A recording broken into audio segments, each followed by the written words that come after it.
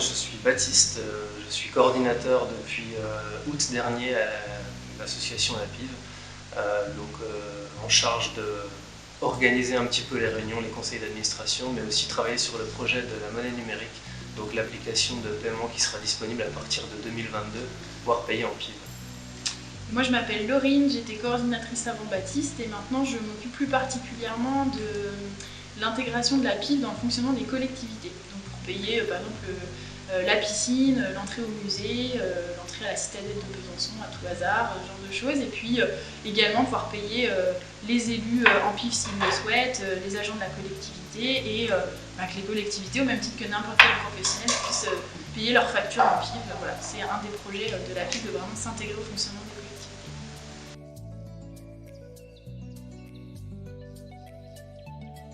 La Pive, c'est une association qui a été créée en 2014, qui pendant 3 ans a réfléchi à la manière de lancer une monnaie locale en Franche-Comté. L'association fait circuler la monnaie locale de la Pive depuis 2017 dans les 4 départements franc-comtois. Ça a commencé sur Besançon, Poligny et Lons-le-Saunier et aujourd'hui en 2021 on a 11 groupes locaux, bientôt 12 avec Pontarlier qui est en cours de création. 11 groupes locaux, donc c'est-à-dire qu'ils sont répartis dans des bassins de vie sur toute la Franche-Comté et qui vont permettre de faire vivre la Pive en parlant sur des stands, en faisant des réunions publiques d'information, en gérant les flux d'argent, les échanges. Donc un groupe local, c'est des bénévoles en fait qui sont structurés, qui ont leur propre organisation, leur régularité de rencontres, etc. et qui tiennent un certain nombre de fonctions que Baptiste vient d'énumérer.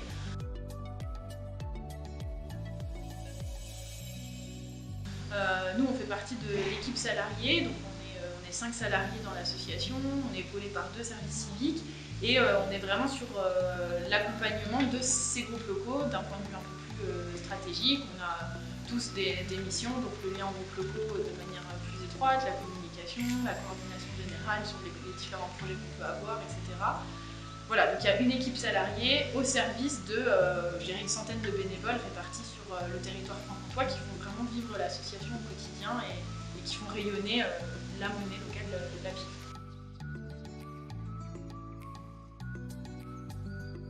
On est là pour accompagner la transition vers un nouveau modèle de société, réinterroger la fonction de l'argent, ramener les gens à utiliser une monnaie qui est une monnaie d'échange en fait. Donc je paye un commerçant avec cette monnaie locale et je l'engage à lui-même de payer quelqu'un d'autre en monnaie locale ou se payer en monnaie locale pour faire ses courses s'il ne peut pas payer un fournisseur.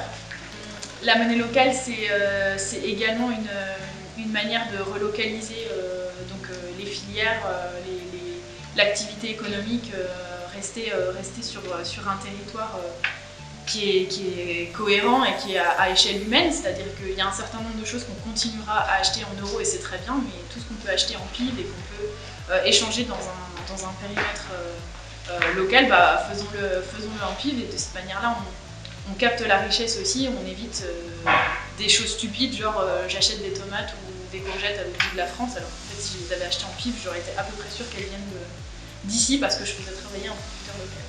C'est vraiment une monnaie complémentaire qui est plus adaptée au local que pourrait l'être l'euro, dans le sens où par exemple les banques avec notre argent vont devoir le réinvestir là où c'est rentable, donc peut-être dans d'autres régions ou peut-être l'investir et spéculer avec. Avec la Pive on ne peut pas faire ça, avec la Pive quand on en a on est obligé de la redépenser localement, on ne peut pas la stocker et faire de l'argent avec, donc elle va circuler un peu plus vite et ça va participer à créer et générer plus de richesses sur le territoire et du coup dynamiser l'économie par sa circulation et par le fait qu'elle reste locale.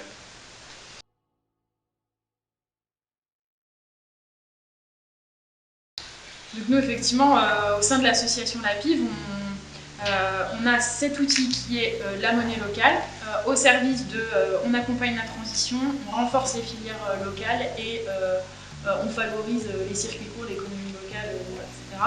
Et donc on va utiliser le support monnaie locale pour aborder ces thématiques-là avec les gens, mais on peut organiser des ciné-débats comme tenir des stands dans des événements grand public, comme faire des interventions au milieu scolaire, on a beaucoup de manières de faire connaître cette monnaie locale. Et puis en parallèle, on a vraiment une action de gestion opérationnelle, de faire en sorte qu'il y ait billets, parce qu'actuellement notre monnaie c'est des billets de 1, 2, 5, 10 et 20 pives. Donc c'est voilà, de très jolis billets colorés, etc. On s'assure que les billets ils soient dans des comptoirs d'échange, c'est-à-dire des commerçants qui jouent un peu le rôle de banque, où les gens vont pouvoir se présenter, donner des espèces ou un chèque de, allez, disons 150 €, ils confient 150 € au comptoir d'échange, ils repartent avec leurs 150 pives, puisqu'une pive égale 1 €, et après ils vont dépenser leurs pives dans le réseau des professionnels qui l'acceptent pour aller se faire couper les cheveux, acheter des jeux de société, faire leurs courses au marché bio. Enfin, il y a énormément de manières de dépenser ses pives.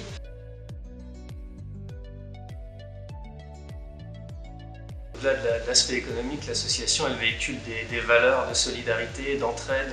On a pour vocation d'essayer de créer du lien aussi entre les acteurs locaux, les acteurs économiques locaux, que les particuliers puissent découvrir certains commerces près de chez eux, qui font les choses bien, qui sont respectueux de l'environnement, qui ont une approche durable des choses. Donc c'est aussi important d'encourager ça, le lien entre les gens. C'est le rôle de la monnaie d'échange, c'est qu'en fait elle fait effectivement du lien entre des gens qui ont une approche respectueuse, j'ai envie de dire, de l'humain et de l'environnement, parce qu'il y a vraiment cet aspect aussi, j'ai un impact par mon activité et je suis attentif à cet impact-là. Donc il y a une charte qui encadre en fait le fonctionnement de la PIV, et quand je suis professionnelle et que je décide d'utiliser la PIV, je m'inscris dans le cadre de cette charte. Et donc il y a vraiment effectivement ce côté, on fait du lien par la monnaie entre des gens qui travaillent dans leur domaine de manière respectueuse. Donc on va permettre à un boulanger d'aller se faire coiffer chez une coiffeuse qui utilise plutôt des produits naturels, qui va elle-même faire ses courses à la Biocoop qui va s'approvisionner de manière locale dans un rayon qui est la Franche-Comté, puisque la monnaie n'est pas valable au-delà des frontières de la Franche-Comté. Et le maraîcher lui-même, il va aller manger au resto, et puis le restaurateur, etc. Et je m'arrête là, mais vous voyez qu'on reste sur des activités très différentes, mais qui ont une raison d'être en commun, c'est la charte, et une monnaie qui permet à tous ces gens-là de se faire les uns les autres.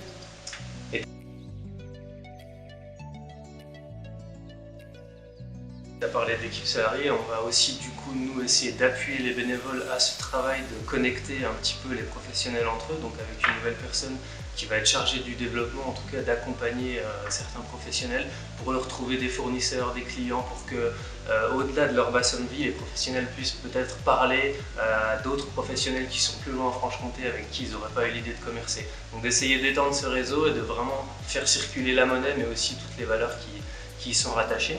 On va d'ailleurs faire une fête de la PIV régionale cette année, où on va inviter à Besançon certains pros de toute la région à se retrouver, à pouvoir échanger entre eux et faire un petit peu la fête.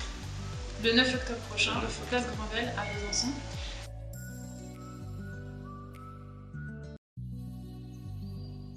Et effectivement, sur cette ampleur régionale, le 9 octobre à la fête de la PIV, on va vraiment essayer de donner corps à cette ampleur régionale, mais elle prend tout son sens quand les professionnels échangent entre eux d'un bassin de vie à l'autre. On vous a dit qu'il y avait des groupes locaux qui étaient animés par les bénévoles. Le bénévole, il va pouvoir faire rayonner la PIV autour de chez lui, dans les 10 km, entre son boulot et son lieu de vie. On ne peut pas lui demander, moi en Byzantine, on ne peut pas me demander d'aller démarcher un pro à Lons-le-Saunier, ça n'a aucun sens et ce ne serait pas du tout écologique.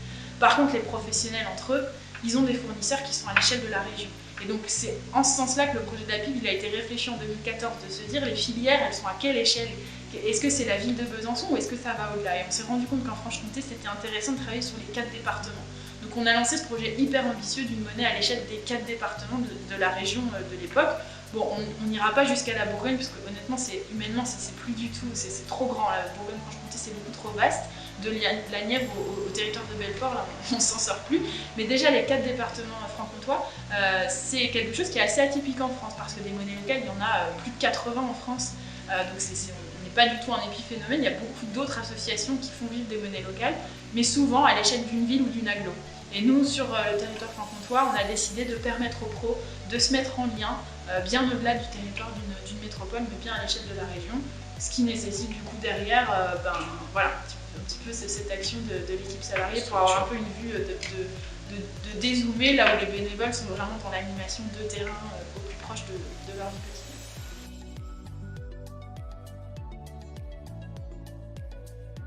La PIV donc, peut s'utiliser qu'en Franche-Comté.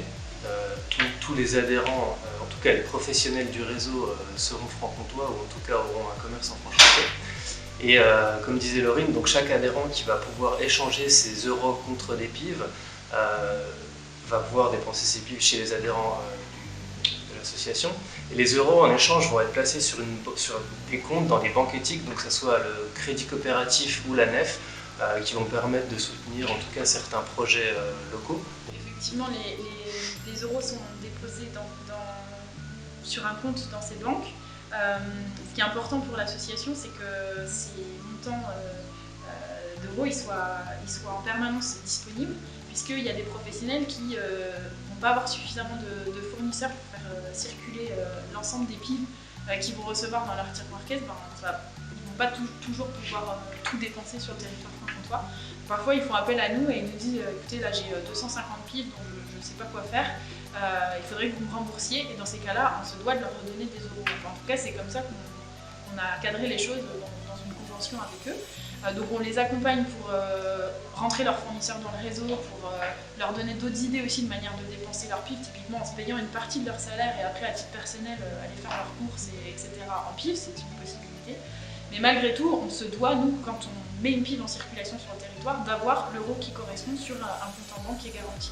Du coup, il faut vraiment avoir en tête que l'association La PIB, elle va gérer le fonctionnement de la monnaie, s'assurer qu'il y a de l'argent dans les comptoirs d'échange pour que les gens puissent retirer des PIB à tout moment. Mais également, l'association a besoin de vivre par ses adhésions. Et donc les professionnels qui acceptent la PIB, comme les particuliers, les utilisateurs de la PIB, tout le monde adhère à l'association La PIB pour la faire vivre, pour financer nos postes, pour financer le matériel nécessaire, à la fois tant à la communication qu'à la gestion, proprement parler de la PIB, des caisses, des registres, enfin, un tas de choses.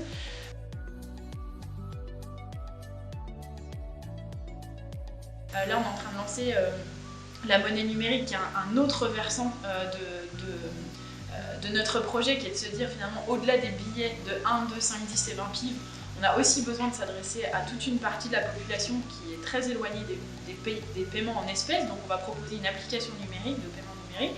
Et ça c'est pareil, il y a besoin de fonds, il y a besoin de financement. Donc on a des subventions publiques en partie pour nous aider à lancer tout ça.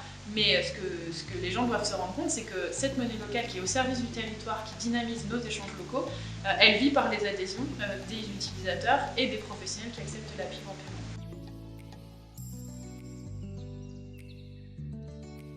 Déjà, le lien entre service civique et ligue, il est hyper intéressant parce qu'au départ, on a eu des services civiques grâce à la Ligue de l'enseignement. Et puis, dans l'histoire de l'association, à un moment donné, on a décidé de demander l'agrément et d'avoir un service civique par nous-mêmes. Accueillir des services civiques, pour nous, ça avait deux intérêts. Le premier, de mobiliser des jeunes sur des missions qu'on n'avait pas forcément le temps de réaliser, puisqu'à l'époque, il n'y avait qu'un salarié dans l'association, donc beaucoup de missions, et on s'est dit finalement, l'appui d'un ou d'une jeune sur des missions, ça peut être hyper intéressant. Et puis on estime aussi que la monnaie locale, ça parle tout particulièrement aux jeunes générations, aux jeunes actifs, et que du coup, en intégrant des services civiques, on va peut-être parler de la monnaie locale avec des mots, ou prendre des angles sur des projets que les services civiques vont pouvoir nous apporter. Donc il y avait vraiment cet échange-là de mon procédé. Pour la petite histoire, moi j'ai commencé en service civique, j'ai commencé bénévole, puis j'ai fait un service civique, puis maintenant je suis salariée de l'asso. Donc il y a aussi un peu cette tradition de on devient salarié à l'asso, des fois parce qu'on a été bénévole, des fois parce qu'on a été service civique, des fois les deux. Voilà. Comme on accompagne nos services civiques, on a beaucoup plus de facilité à les accompagner quand les services civiques travaillent à Besançon, parce que du coup ils sont en lien avec l'équipe salariée. Ça nous est arrivé d'avoir des services civiques qui étaient dans les groupes locaux. Honnêtement, c'est plus compliqué à gérer parce que du coup ils sont encadrés par des bénévoles et donc c'est un peu moins suivi. Et puis on a deux types de services civiques deux types de missions qui sont dessinées, une mission plus régionale, donc sur de la coordo ou de la communication, mais voilà, à l'échelle régionale pour servir un peu à l'ensemble des groupes locaux. Et puis traditionnellement, on a aussi un service civique à l'échelle du groupe local de Besançon, où là on est plus dans un service civique opérationnel, où on va éventuellement démarcher les professionnels, organiser des événements, la fête de la PIB, ou des événements où on fait du lien entre les pros, etc. Et donc en termes de public, c'est pas tout à fait la même chose. Le service civique bisontin, c'est au service du grand public et du réseau de pros, là où le service civique régional, c'est plutôt au service des bénévoles de la PIB. On recrute deux services civiques pour la rentrée. Donc si jamais la petite description que je viens de faire donne des idées à certains et certaines, n'hésitez pas à postuler. Les infos sont sur le site pif.fr.